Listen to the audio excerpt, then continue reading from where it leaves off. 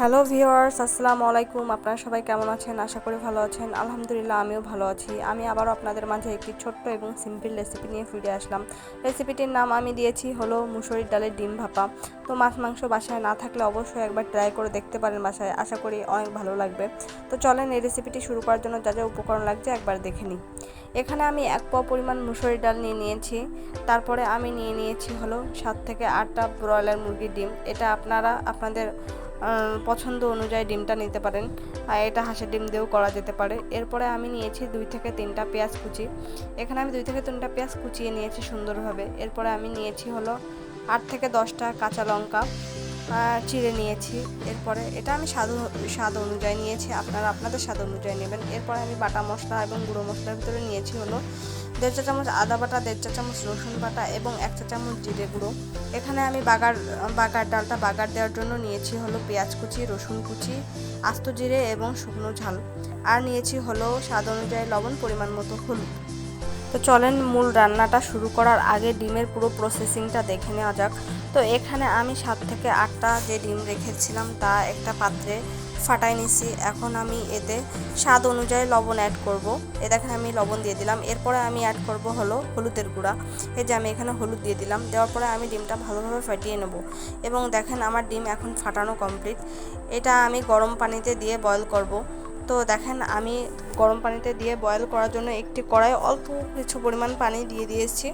তো এই পানিটা যখন হালকা একটু গরম হয়ে যাবে তখন আমি এতে ডিমটা দিয়ে দেবো। তো ডিমটা আমি প্রথমে একটি স্টিলের বাটিতে দিয়ে নিয়েছি। দেখেন আমি স্টিলের বাটিতে দিয়ে নিয়েছি। এখন আমি এই বাটিটা এর ভিতরে বসাই দিলাম। দিয়ে আমি এর ঢাকনাটা দিয়ে একটি ভারী কিছু দিয়ে চাপা দেব, না হলে ডিমের ভিতরে পানি ঢুকে যাওয়ার সম্ভাবনা আছে। তো দেখেন আমি আমাদের বাসায় বাটখারা আছে, এই জন্য আমি ওর উপরে বাটখারা চাপা দিয়ে দিয়েছি। এবং এভাবেই আমি ডিমটা মাঝারি আছে 20 মিনিট কুক করব। তো ফিরে আসছি 20 মিনিট পর। তো দেখেন ফিরে আসলাম 20 মিনিট পর। এ পর্যায়ে আমার ডিমটা একদমই সিদ্ধ হয়ে গেছে বা ভাপানো হয়ে গেছে। তো দেখেন ডিমের কালারটা ভালো আসছে মোটামুটি। তো এখন আমি এটা অফ ক্যামেরায় একটা প্লেটে নিয়ে পিস পিস করে কেটে নেব। তো দেখেন আমার ডিমের পিস করা কমপ্লিট। এটা আরও একটু ছোটো করলে হয়তো বা বেশি ভালো হতো, কারণ যখন আমি এই ডিমটা রান্না করব তখন এটা ফুলে অনেকটা হয়ে যাবে। তো ডিমের প্রসেসিংটা একদমই কমপ্লিট। এখন আমি এখানে রান্নার মূল প্রসেসিং শুরু করব। তো দেখেন ডালটা আমি ভালোভাবে ধুয়ে নিয়েছি এবং তাতে পেঁয়াজ কুচি দিয়ে দিয়েছি, তারপরে কাঁচা ঝাল চিরা দিয়ে দিয়েছি। এরপর আমি দিয়ে দিচ্ছি হলো স্বাদ অনুযায়ী লবণ, পরিমাণ মতো হলুদ গুঁড়ো।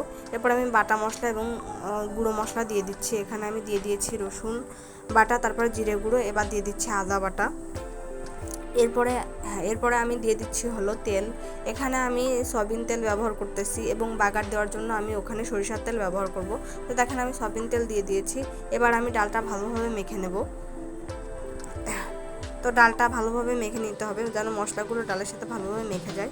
তো দেখেন ডালটা ভালোভাবে মাখা কমপ্লিট। এখন আমি কড়াইটা চুলার পরে দিয়ে দিয়েছি এবং এতে এখন আমি পানি অ্যাড করব।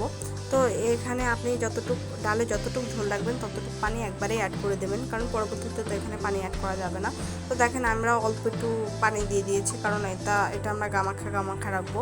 তো দেখেন পানি দেওয়ার পরে হালকাভাবে একটু নেড়ে চেড়ে দিলাম। দেওয়ার পরে আমি ঢাকনাটা দিয়ে দেব। তো দেখেন আমি ঢাকনাটা দিয়ে দিয়েছি। তো ফিরে আসছি 4 থেকে 5 মিনিট পর। তো দেখেন ফিরে আসলাম 4 থেকে 5 মিনিট পর। এ পর্যায়ে দেখেন ডালটা ফুটে উঠেছে। তো আমি খুন্তি দিয়ে হালকা একটু নাড়াচাড়া করে আবারও ঢেকে দেবো। তো এই রান্নাটা একটু আস্তে জালে করতে হবে। তো দেখেন ঢাকনাটা দিয়ে দিলাম। তো অফ ক্যামেরায় এবার আমি আরও কিছুক্ষণ রান্না করে নেব। তো দেখেন আমি আবারও মিনিট 3-4 রান্না করার পর ফিরে আসলাম। তো এই পর্যায়ে ডালটা ফুটে গিয়েছে এবং ডালটা সিদ্ধ হয়ে গিয়েছে। এখন আমি ভাপানো ডিমগুলো এর ভিতরে একে একে দিয়ে দেবো। তো দেখেন ডিমগুলো আমি একে একে সব দিয়ে দিচ্ছি। তো ডিম দেওয়া পুরোটাই কমপ্লিট। এখন আমি খুন্তি দিয়ে হালকাভাবে নেড়ে দেবো, দিয়ে ঢাকনা দিয়ে আবারও কিছুক্ষণ রান্না করব। তো এই চুলায় ডালটা হইতে থাকুক, পাশের চুলায় আমি বাগারের জন্য পেঁয়াজ রসুনটা ভেজে নিই, চলে। তো দেখেন আমি চুলায় একটি কড়াই দিয়ে দিয়েছি এবং তাতে আমি 50 গ্রাম পরিমাণ সরিষার তেল দিয়ে দিয়েছি। বাগারের ক্ষেত্রে সরিষার তেল ইউজ করলে খাইতে বা ফ্লেভারটা একটু সুন্দরই আসে। তো দেখেন তেলটা যখন গরম হয়ে গেছে তখন আমি এতে পেঁয়াজ কুচি দিয়ে দিয়েছি এরপর আমি রসুন কুচি দিয়ে দিয়েছি। এরপর আমি আস্ত শুকনো ঝাল দিয়ে দিয়েছি। যারা ঝালটা একটু বেশি পছন্দ করেন তারা ঝালটা এক্ষেত্রে ঝালটা চিড়েও ব্যবহার করতে পারেন এখানে। এরপর আমি দিয়ে দিচ্ছি হলো আস্ত জিরে। তো এখানে যদি আপনি সরিষার তেলটা ব্যবহার করেন এতে হলো ডালের ভিতরে একটা অন্যরকম ফ্লেভার আসে। তো দেখেন আমি এই যে পেঁয়াজ রসুনটা নাড়াচাড়া করতে করতে কালারটা একদমই চেঞ্জ হয়ে গেছে। তো এখন আমি পেঁয়াজ রসুনের মিশ্রণটা ডালের ভিতরে দিয়ে দেব। তো দেখেন ডালটা আমার রান্না একদম কমপ্লিট এবং ডিমগুলো ফুলে দেখেন ছোট করে কাটছিলাম, অনেকটাই বড় হয়ে গেছে। এখন আমি এই যে পেঁয়াজ রসুনের মিশ্রণটা এর ভিতরে ঢেলে দিব। তো দেখেন এই যে এর ভিতরে আমি পেঁয়াজ রসুনের মিশ্রণটা ঢেলে দিলাম। দেওয়ার পরে এবার আমি খুন্তিতে হালকা একটু নাড়াচাড়া করে নেব। তো এখন আমি 1 থেকে 2 মিনিট রান্না করলেই হয়ে যাবে। এটা আর বেশি রান্না করার প্রয়োজন নেই, রান্না অলরেডি হয়ে গেছে। তো সরষের তেল দিয়াতে বলো এটার ফ্লেভারটা একটু অন্যরকম লাগে। আপনারা চাইলে পুরো রান্নাটা সয়াবিন তেল দিয়েও করতে পারেন, সমস্যা নেই। আমার এই সিম্পল রান্নাটা আপনাদের কেমন লাগলো অবশ্যই একটু কমেন্টের মাধ্যমে জানাবেন। ভালো লাগলে একটি লাইক দেবেন। তো আমার ফেসবুক পেজ থেকে যারা আমার ভিডিওগুলো দেখতেছেন প্লিজ ফলো করে পাশে থাকবেন। ভালো লাগলে একটি লাইক দেবেন, আর ভালো লাগলে অবশ্যই বন্ধু বান্ধবের সাথে শেয়ার করবেন। আর যারা ইউটিউব থেকে দেখতেছেন প্লিজ সাবস্ক্রাইব করে পাশে থাকবেন। ভালো হোক বা খারাপ হোক আপনারা যদি একটু কমেন্টের মাধ্যমে জানান তাহলে নেক্সট টাইম থেকে ভুলগুলো সমাধান করার চেষ্টা করব ইনশাল্লাহ। তো আজকের ভিডিওটা এই পর্যন্তই।